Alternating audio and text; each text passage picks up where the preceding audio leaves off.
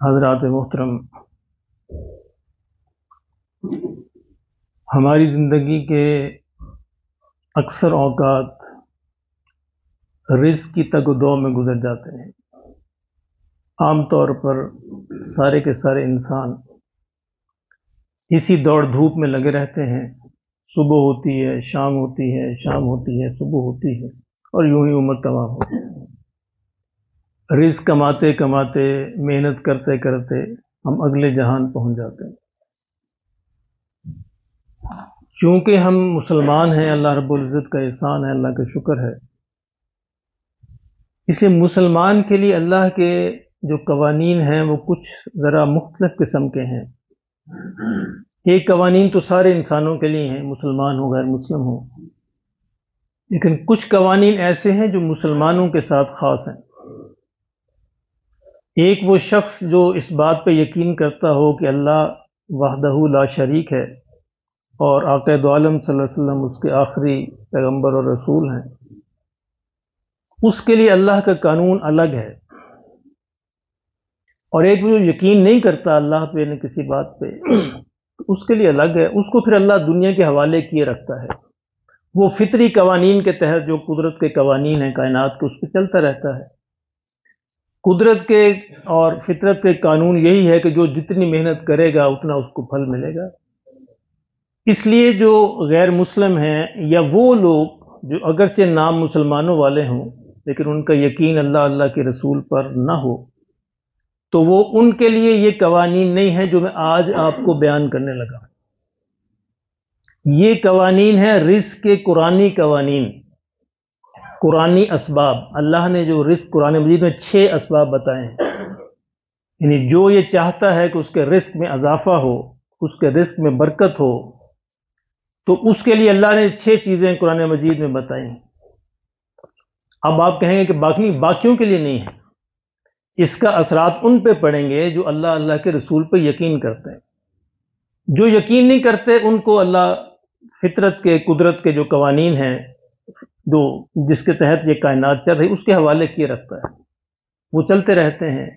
لیکن جو یہ کہے کہ میرا رب اللہ ہے اور میرے رسول محمد رسول اللہ صلی اللہ علیہ وسلم ہے، وہ پھر ان قوانین سے فائدہ اٹھا سکتا ہے۔ وہ اگر ان قوانین کو اپنی زندگی میں لائے گا تو انشاءاللہ اس کے رزق میں برکت بھی ہوگی، فراوانی بھی ہوگی، سہولت بھی ہوگی، آسانی بھی ہوگی۔ یہ اللہ کا وعدہ ہے، یہ میں نہیں کہہ رہا، قرآن مجید سے میں آپ کو بتاؤں گا کہ وہ رزق کے جو قرآنی اسباب ہیں جو اللہ رب العزت نے قرآن مجید میں 6 چیزیں جو بیان کی ہیں رزق میں اضافے کے لیے، برکت کے لیے، سہولت کے لیے، آسانی کے لیے، عافیت کے لیے، وہ کیا ہے؟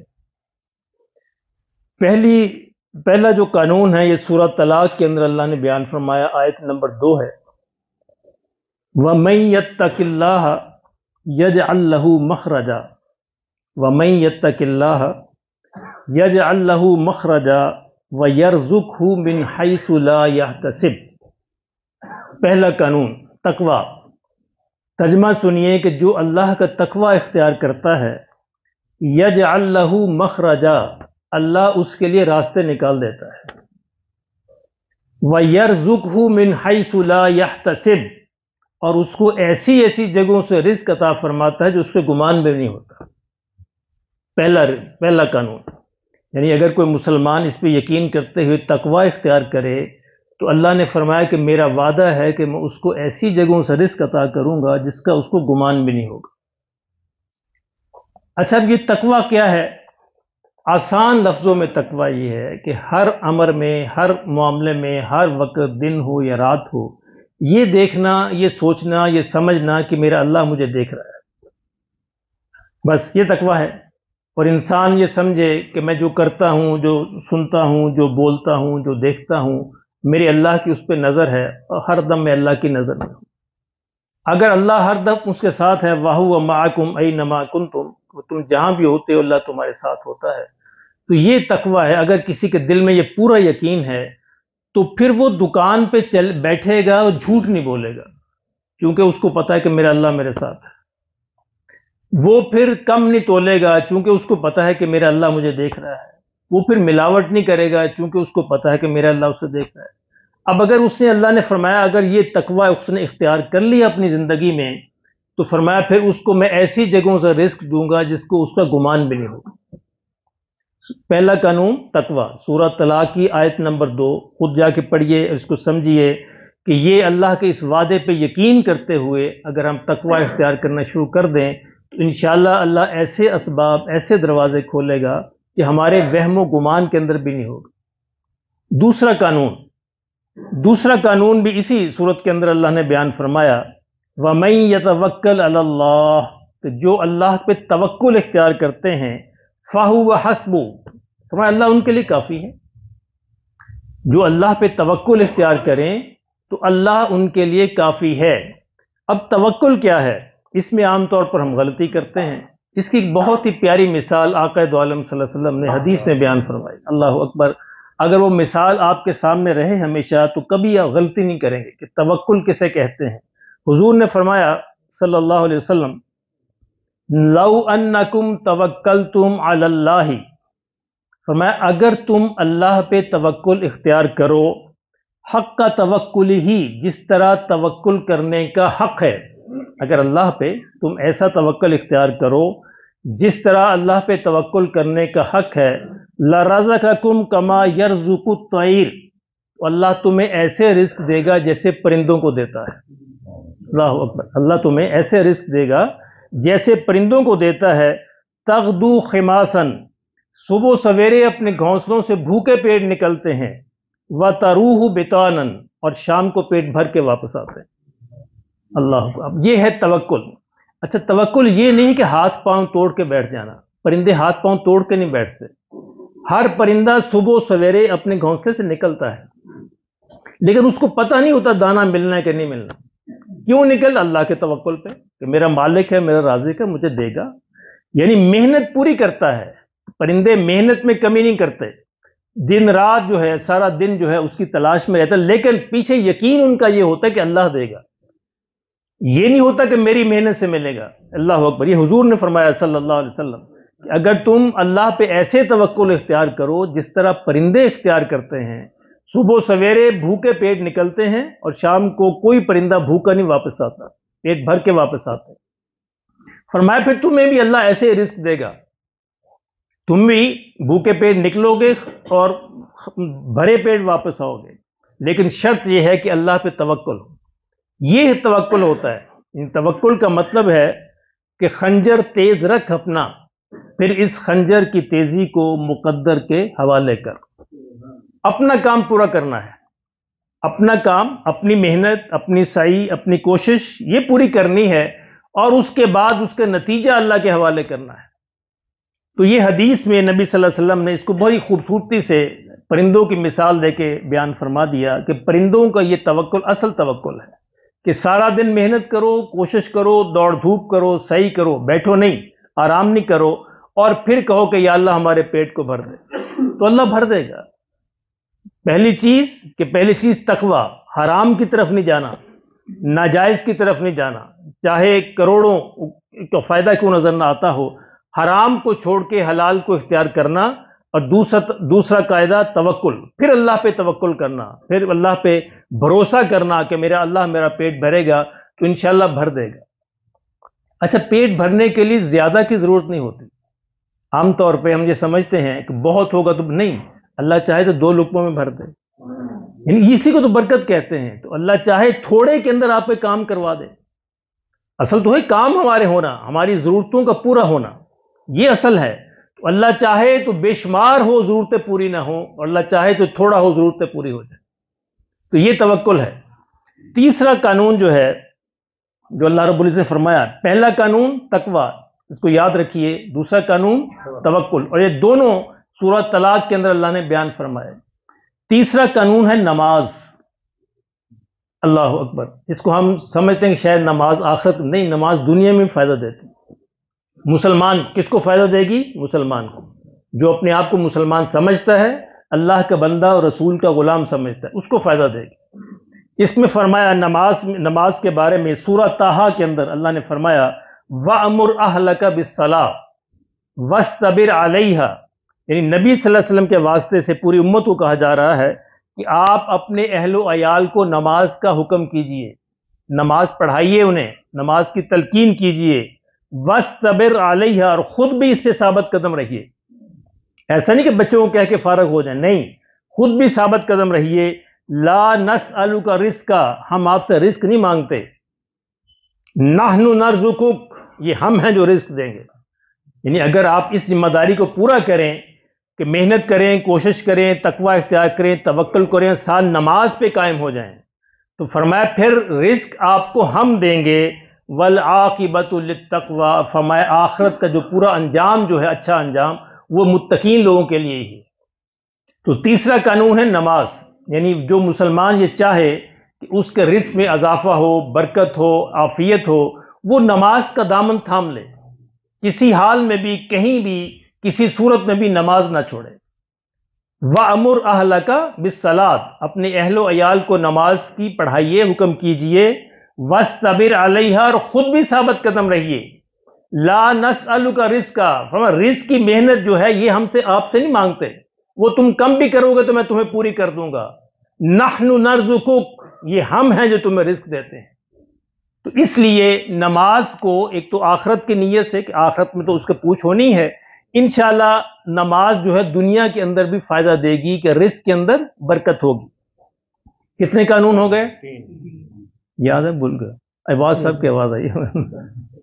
عباس صاحب تو مہمان ہیں ہمارے، میزبان بولتے نہیں، میزبان سو رہے ہیں. ٹھیک ہے جی. پہلا تقوی، دوسرا توکل، تیسرا نماز. ٹھیک ہے جی. چوتھا استغفار. استغفار، ہمیشہ استغفار کرنا. یہ جو آیات میں نے آپ کے سامنے پڑھی ہیں سورہ نوح کی، فَقُلْتُ اسْتَغْفِرُوا رَبَّكُمْ إِنَّهُ غَفَّارٌ، کہ لوگوں اپنے رب سے استغفار مانگتے رہو، گناہوں کی معافی مانگتے رہو، کہ تمہارا رب جو ہے وہ بہت ہی معاف کرنے والا ہے. اگر تم ایسا کرو گے، یُرْسِلِ السَّمَاءَ عَلَيْكُمْ مِدْرَارًا، پھر وہ تم پر آسمان کی برکتوں کے دروازے کھول دے گا. یُرْسِلِ السَّمَاء، آسمان کو حکم دے گا، تم پر برکتوں کے دروازے کھل جائیں گے. وَيُمْدِدْكُمْ بِأَمْوَالٍ وَبَنِينَ، اور اللہ تمہارے مالوں میں، تمہارے اہل و عیال کے اندر اضافہ کرے گا. وَيَجْعَلْ لَكُمْ جَنَّاتٍ وَيَجْعَلْ لَكُمْ أَنْهَارًا، اور تمہارے لیے باغات بھر دے گا، باغات لگا دے گا، تمہارے لیے رزق کی نہریں بہا دے گا. اللہ، یعنی اس سے پیاری آیات جو ہے اس معاملے میں پورے قرآن میں نہیں ہے. استغفار کے بارے میں اور آیات بھی موجود ہیں، لیکن استغفار کی یہ جو برکات یہاں پہ بیان فرمائی گئی ہیں وہ باقی قرآن میں نہیں ہیں. پوری تفصیل سے اللہ نے بیان فرمایا. یعنی استغفار کی برکت یہ ہے کہ اللہ تمہارے اہل و عیال میں بھی، تمہارے بیٹوں میں بھی، تمہارے مال میں بھی اضافہ فرمائے گا، جنات تمہارے لیے باغات لگا دے گا، اور نہریں تمہارے لیے رزق کی بہا دے گا. اور یہ استغفار کی برکت صرف یہی نہیں ہے، ہر معاملے میں استغفار جو ہے فائدہ دیتی. سیدنا علی رضی اللہ تعالیٰ عنہ کے پاس ایک شخص بیٹھا ہوا تھا. ایک شخص آیا، اس نے کہا جی حضرت رزق کی بڑی تنگی ہے. آپ نے کہا استغفار کیا کرو. دوسرا آیا، اس نے کہا جی اولاد نہیں ہو رہی، بڑا مسئلہ ہے. آپ نے کہا استغفار کیا کرو. تیسرا آیا، اس نے کہا جی بڑے مصائب ہے، بڑی مشکلات ہیں، فلاں فلاں تکلیفیں ہیں. آپ نے کہا استغفار کیا کرو. چوتھا آیا، اس نے اور مسئلے بیان کیے. پانچواں آیا، اس نے اور مسئلے بیان کیے. سب کو آپ نے کہا استغفار کیا کرو.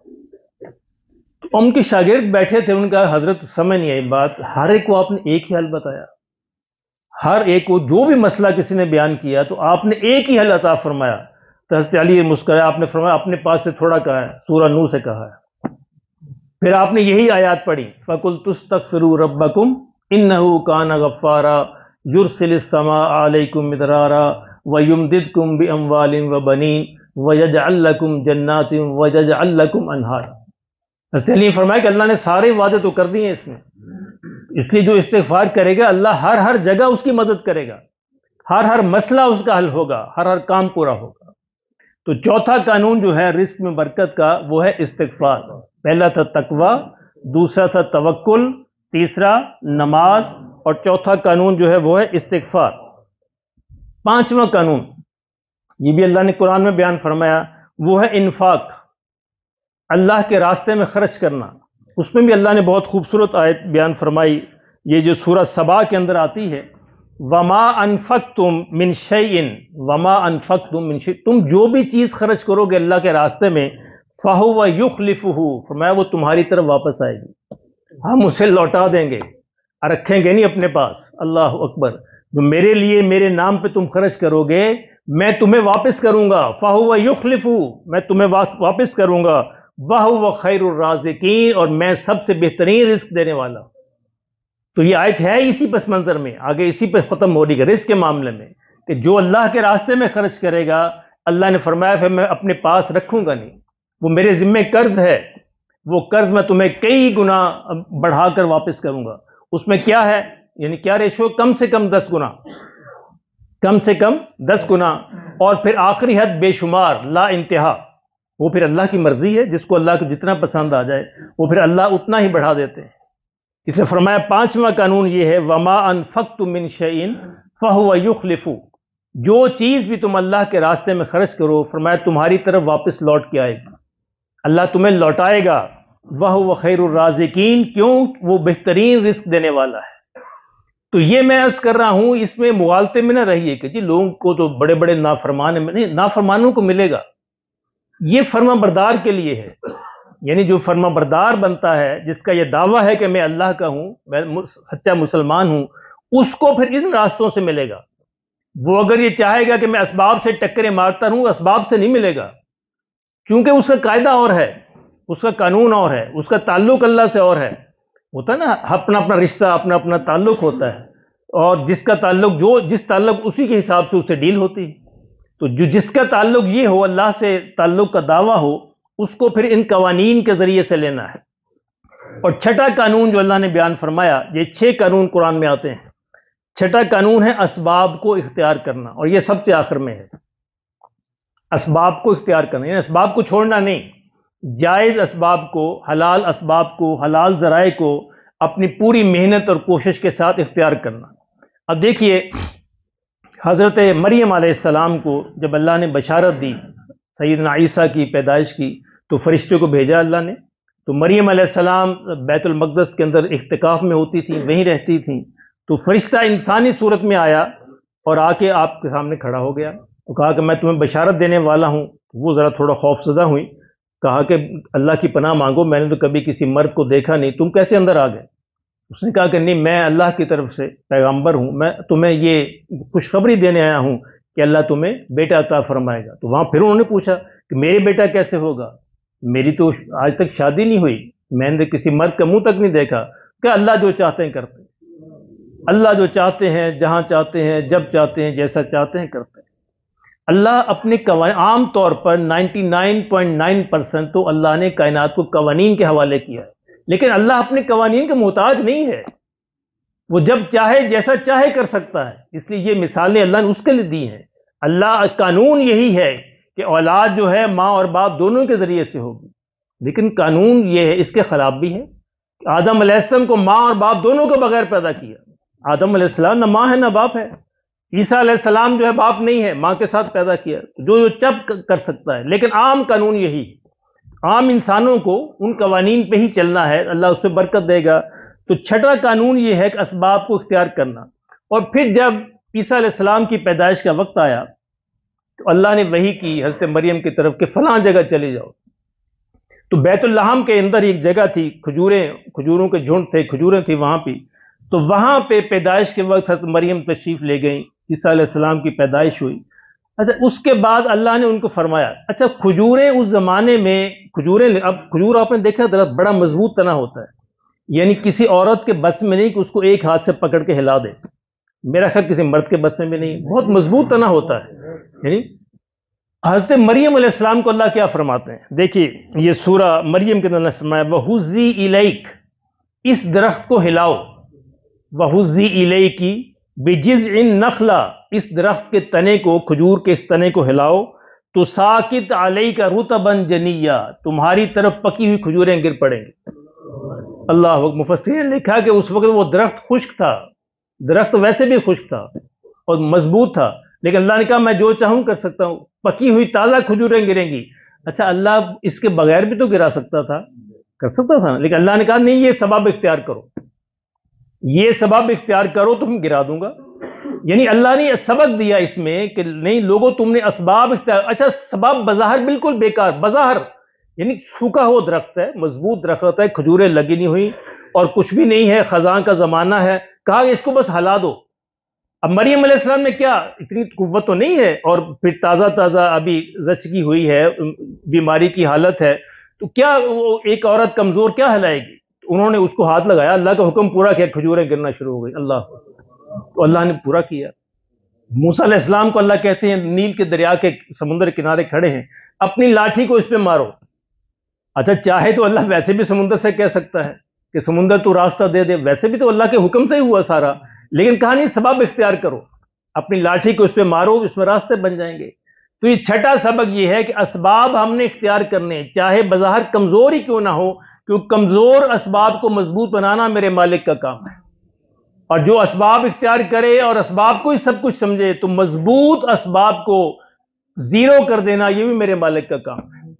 بظاہر انسان بڑے جوڑ توڑ کرتا ہے، 2 جمع 2 4 ہی ہوتے ہیں، لیکن 2 جمع 2 صفر بھی ہو جاتے ہیں جی، وہ جمع کی بجائے مائنس بن جاتا ہے تو صفر ہو جاتا ہے۔ تو اللہ ہمیں اس کی سمجھ نصیب فرمائے۔